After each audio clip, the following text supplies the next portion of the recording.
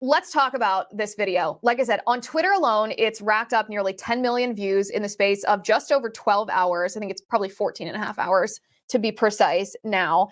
In this video, a Project Veritas journalist, one of James O'Keefe's merry men, goes out to drinks, out to dinner with a Pfizer employee by the name of Jordan Tristan Walker.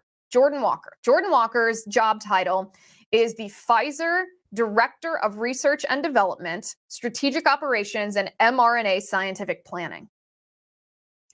This is not a low-level employee, the point of sharing that job title. In fact, Jordan Walker, Pfizer has essentially, or Jordan himself, probably both, has scrubbed much of his presence online off the web. They don't want information about Jordan Walker to exist because Jordan Walker is not a low-level employee. He's not an intern that can be dismissed. He's not an entry-level worker that doesn't have access to proprietary information. This guy is really part of their operation. In fact, Jordan's supervisor reports to a man who direct reports to Albert Bourla, who is the CEO of Pfizer.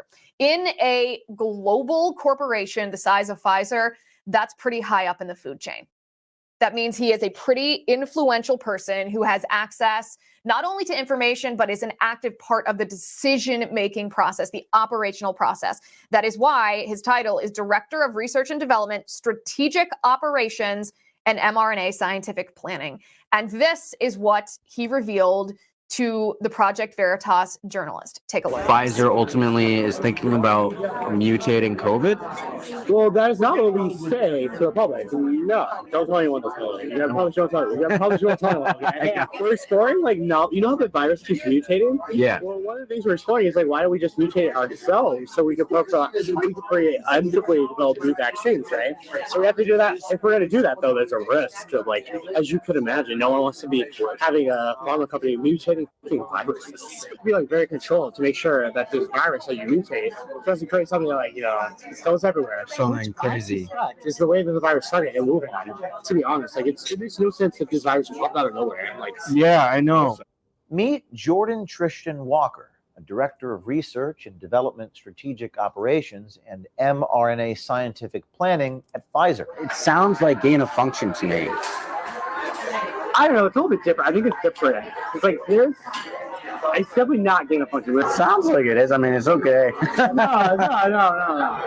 Directed evolution is very different. Well, you're not supposed to do gain of function research of the viruses. They recommend not. But you do these selected directional mutations to try to see if you can make more potent. Yeah. So there is research ongoing about that. I don't know how that's going to work. There not be any more outbreaks, just Jesus Christ. I've probably watched that 2 or 3 different times now in its entirety. And yes, I agree with what a lot of you are saying. It's not surprising. We all predicted this. But I still think that makes it no less shocking. This level of corruption.